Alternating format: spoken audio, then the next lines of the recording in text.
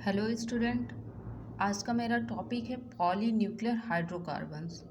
तो सबसे पहले हम लोग ये देख लेते हैं कि पॉलीन्यूक्लियर हाइड्रोकार्बन्स होते क्या हैं। तो जैसे यहाँ पे लिखा हुआ है कि containing multiple aromatic rings and made up of carbon and hydrogen atoms, यानी कि जहाँ पर भी आपके मल्टीपल आपके एरोमेटिक रिंग्स होते हैं। एरोमेटिक रिंग्स का मतलब है जैसे जैसे आपका बेंजीन हो गया, तो जहाँ पर एक से ज़्यादा बेंजीन रिंग होती हैं, आपस में कनेक्ट होती हैं या फ्यूज्ड होती है, तो वो क्या कहलाता है, आपका पॉलीन्यूक्लियर हाइड्रोकार्बन्स होता है। अब पॉलीन्यूक्लियर हाइड्रोकार्बन्स के अगर टाइप से देखें तो पॉलीन्यूक्लियर हाइड्रोकार्बन्स टू टाइप्स के होते हैं। पहला होता है आइसोलेटेड, दूसरा होता है फ्यूज्ड। आइसोलेटेड में क्या होता है कि दो बेंजीन रिंग आपस में किसी बॉन्ड के थ्रू अटैच्ड होती हैं, जुड़ी हुई होती हैं। जबकि फ्यूज्ड में क्या होता है, फ्यूज्ड में होता है कि दो या दो से ज़्यादा बेंजीन रिंग आपस में फ्यूज्ड होती हैं। फ्यूज्ड का मतलब है ये एक दूसरे से आपस में ऐसे जुड़ी होती हैं कि उनका दो या दो से ज़्यादा कॉमन कार्बन्स होते हैं। जैसे हम नैप्थलीन देख रहे हैं, ठीक है, तो नैप्थलीन में दो बेंजीन रिंग आपस में जुड़ी हुई हैं और ये वाला कार्बन और ये वाला कार्बन, ये दोनों क्या है कि दोनों बेंजीन रिंग में कॉमन कार्बन है। तो ये क्या है, फ्यूज टाइप का पॉलीन्यूक्लियर हाइड्रोकार्बन है। अब फ्यूज टाइप का जो पॉलीन्यूक्लियर हाइड्रोकार्बन होता है वो टू टाइप्स के होते हैं। फर्स्ट होता है आपका लीनियर, दूसरा होता है एंगुलर। ठीक है, तो जो लीनियर होता है, लीनियर में होते हैं कि एक के बाद एक बेंजीन रिंग मतलब लीनियर में ही जुड़ते चले जाते हैं, एक के बाद एक आगे की तरफ जुड़ते चले जाते हैं। जैसे कि नैप्थलीन हो गया और एंथ्रासीन हो गया। उसके बाद अगर हम एंगुलर के एग्जाम्पल देखें तो एंगुलर में है जैसे ये फिनांथ्रीन है, फिर एंगुलर ये हो गया फिनांथ्रीन। अब एंगुलर में क्या होता है कि जैसे दो बेंजीन रिंग आपकी लीनियर में जुड़ी हुई है, उसके ऊपर दो बेंजीन रिंग जुड़ जाए, तो ये क्या होता है, आपका एंगुलर टाइप के पॉलीन्यूक्लियर हाइड्रोकार्बन्स होते हैं।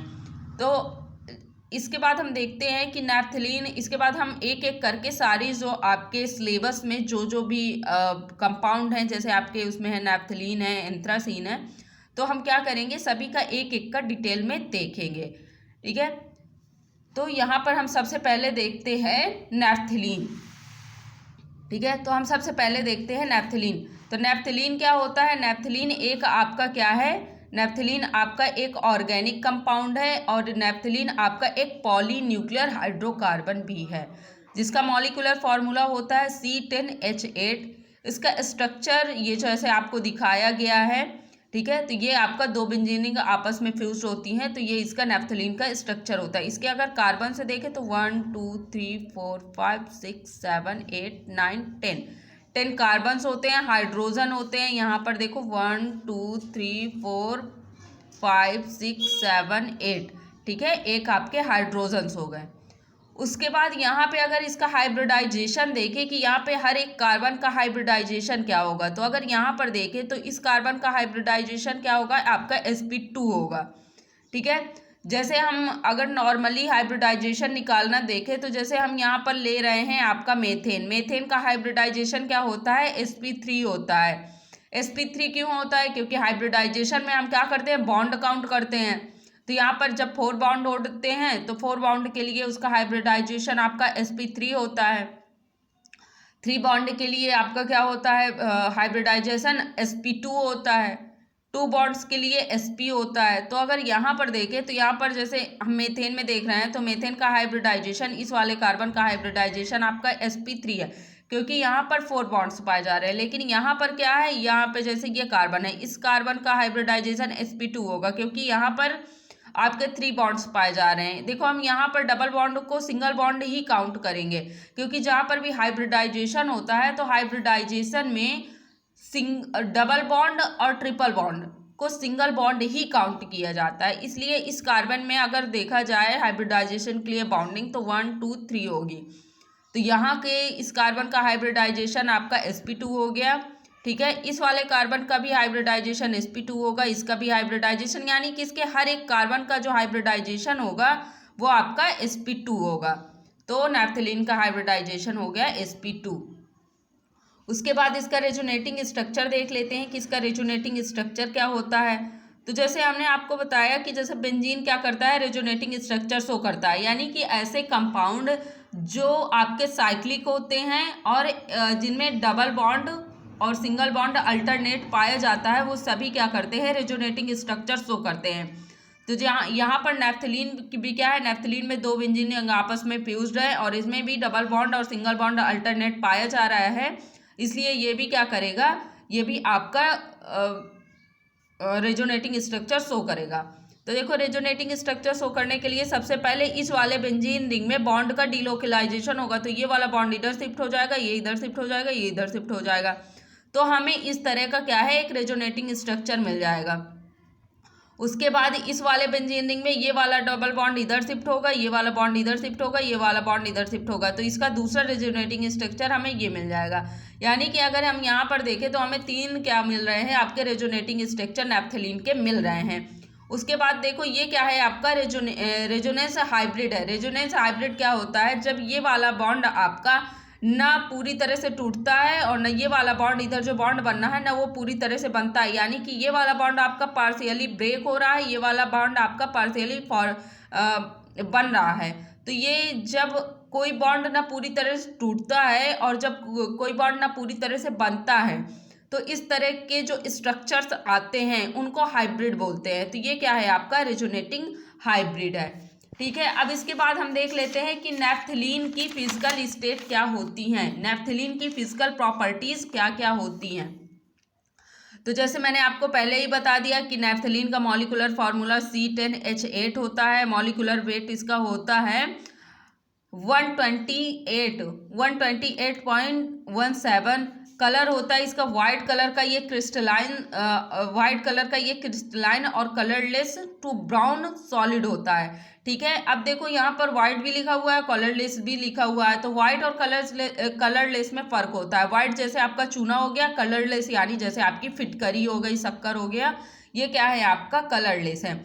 ऑर्डर देखा जाए तो इसमें एक स्ट्रॉन्ग ऑर्डर आपका किसका मिलता है, कोलतार का मिलता है, क्योंकि आप लोग को पता होगा कि नेफ्थलीन जो है नॉर्मली कोलतार से मिलता है, इसलिए इसका जो ऑर्डर होता है वो कोलतार की तरह का होता है। इसका मेल्टिंग पॉइंट होता है 78.2 डिग्री सेंटीग्रेड, बॉइलिंग पॉइंट होता है 217.97 डिग्री सेंटीग्रेड। सॉल्बिलिटी अगर देखें तो ये आपका वाटर में इंसॉल्युबल होता है और alcohol, liquid ammonia, carboxylic acid, benzene, toluene और एनिलीन में सॉल्युबल होता है। इसके अगर यूजेस देखें, नेफ्थलीन के अगर हम यूजेस देखें तो naphthalene is used in the manufacture of plastic resin fuels and dyes, यानी कि जो नेफ्थलीन का यूज किया जाता है वो प्लास्टिक रेजिन फ्यूल्स और डाइज के फॉर्मेशन में किया जाता है, मैन्युफैक्चरिंग में किया जाता है। It is also used as fumigant insecticides that works by turning directly from a solid into a toxic vapor, यानी कि ये इंसेक्टिसाइड्स की तरह भी यूज किया जाता है। जैसे घरों में हम ठंडियों वगैरह के जब कपड़े रखे जाते हैं तो आप लोगों ने देखा होगा कि छोटी छोटी वाइट कलर की साइनिन टाइप की गोलियां रखी जाती हैं, उसमें वो नेफ्थलीन की ही गोलियां होती हैं। तो ये इसको क्या है, इंसेक्टिसाइड्स की तरह यूज किया जाता है और टॉक्सिक वेपर को हटाने के लिए भी इसका यूज हम मोस्टली करते हैं। उसके बाद नेफ्थलीन की हम सिंथेसिस देख लेते हैं कि नेफ्थलीन को कैसे बनाया जाता है। तो सबसे मोस्ट इम्पॉर्टेंट इसकी सिंथेसिस है हार्वर्ड सिंथेसिस। इसके कई स्टेप हैं, तो एक करके मैं आपको स्टेप बताती हूँ। जैसे यहाँ पर सबसे पहले हम क्या करते हैं, बेंजीन की रिएक्शन जब हम सक्सिनिक एनहाइड्राइड से करवाते हैं, ठीक है, बेंजीन की रिएक्शन जब हम सक्सिनिक एनहाइड्राइड से करवाते हैं तो हमें कीटोनिक एसिड मिलता है। और सक्सिनिक एनहाइड्राइड की रिएक्शन जब बेंजीन से करवाते हैं तो किसकी प्रेजेंस में करवाते हैं, एनहाइड्रस एल्यूमिनियम क्लोराइड की प्रेजेंस में करवाते हैं। ठीक है, तो यहाँ पर क्या होता है कि जब हम इसकी रिएक्शन इससे करवाते हैं तो ये वाला बॉन्ड ब्रेक होता है, ये वाला कार्बन जाके इस वाले बेंजीन के इस कार्बन से जुड़ जाता है, बेंजीन का ये हाइड्रोजन आके इस ऑक्सीजन से जुड़ जाता है, जिससे हमें क्या मिल जाता है, कीटोनिक एसिड मिल जाता है। अब देखो हम इसको कीटोनिक एसिड क्यों बोल रहे हैं, क्योंकि इसमें कीटोन ग्रुप भी मिल रहा है और कीटोन फंक्शनल ग्रुप भी मिल रहा है और कार्बोक्सिलिक फंक्शनल ग्रुप भी मिल रहा है, इसलिए हम इसको क्या बोल रहे हैं, कीटोनिक एसिड बोल रहे हैं। और इसका नेम क्या होता है, बीटा बेंजोइल प्रोपेनिक एसिड। ठीक है, ये क्या है आपका बीटा बेंजोइल प्रोपेनिक एसिड। अब बीटा बेंजोइल प्रोपेनिक एसिड का जब हम रिडक्शन करवाते हैं तो हमें क्या मिलता है, 4 फेनिल ब्यूटानोइक एसिड। अब देखो रिडक्शन करवाने के लिए क्या करते हैं हम, यहाँ 4 मॉलिक्यूल्स ऑफ हाइड्रोजन लेते हैं, जिसमें से 2 हाइड्रोजन इस ऑक्सीजन के साथ H2O निकाल देता है और 2 हाइड्रोजन ये कार्बन की दोनों वैलेंसी को फुलफिल करने के लिए यहाँ पे लग जाते हैं। जैसे कि यहाँ पे देखा, ठीक है, हमारे यहाँ से H2O निकल गया है और 2 हाइड्रोजन यहाँ पे आके जुड़ गए हैं। अब देखो ये क्या बन गया, ये एक तरह का एसिड बन गया, क्योंकि अब इसमें क्या लगा हुआ है, सिर्फ एसिड ग्रुप लगा हुआ है, तो इसको हम क्या बोलेंगे, 4 फेनिल ब्यूटानोइक एसिड।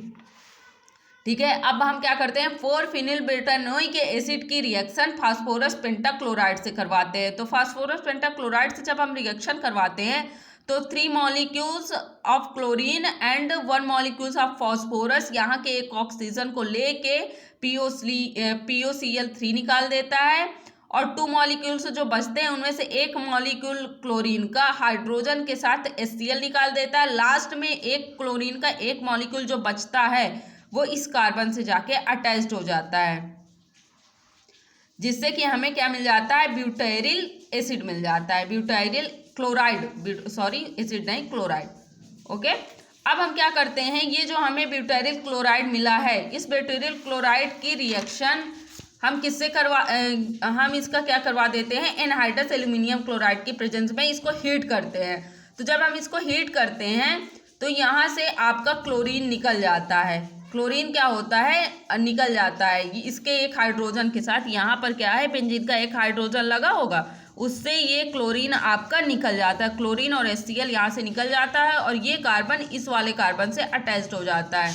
तो देखो यहाँ पर फिर से कीटोनिक ग्रुप आ गया, क्योंकि ये कार्बन हो गया, ये कार्बन हो गया, ये कार्बन हो गया, ये ऑक्सीजन हो गया। यहाँ पर देखें ये कार्बन इस कार्बन से जुड़ा है, इस कार्बन से जुड़ा है, इधर ऑक्सीजन से जुड़ा है और ये क्या होता है आपका कीटोनिक ग्रुप होता है।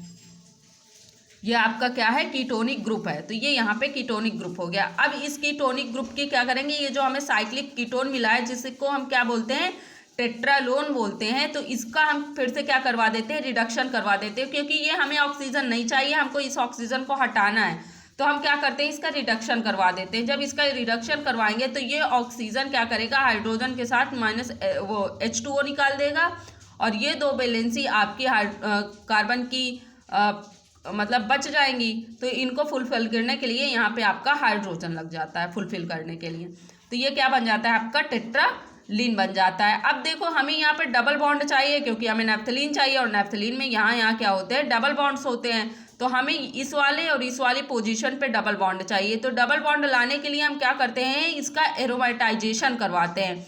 एरोमेटाइजेशन करवाने में क्या होगा, देखो यहाँ पर भी 2 हाइड्रोजन लगे हैं, यहाँ पर भी 2 हाइड्रोजन लगे हैं, यहाँ पर भी 2 हाइड्रोजन लगे हैं, तो क्या होगा, एरोमेटाइजेशन में क्या होता है, और यहाँ पर भी 2 हाइड्रोजन लगे हुए।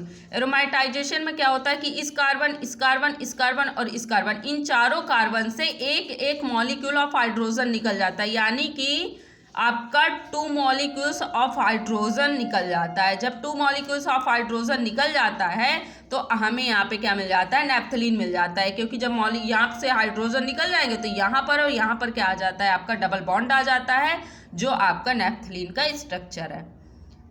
ठीक है, तो नेक्स्ट वीडियो में अब हम देखेंगे कि इसकी नैप्थलीन की केमिकल रिएक्शन क्या होती हैं। अगर आप लोग को वीडियो सही लगा हो तो प्लीज़ इसको लाइक एंड शेयर ज़रूर करें। Thank you.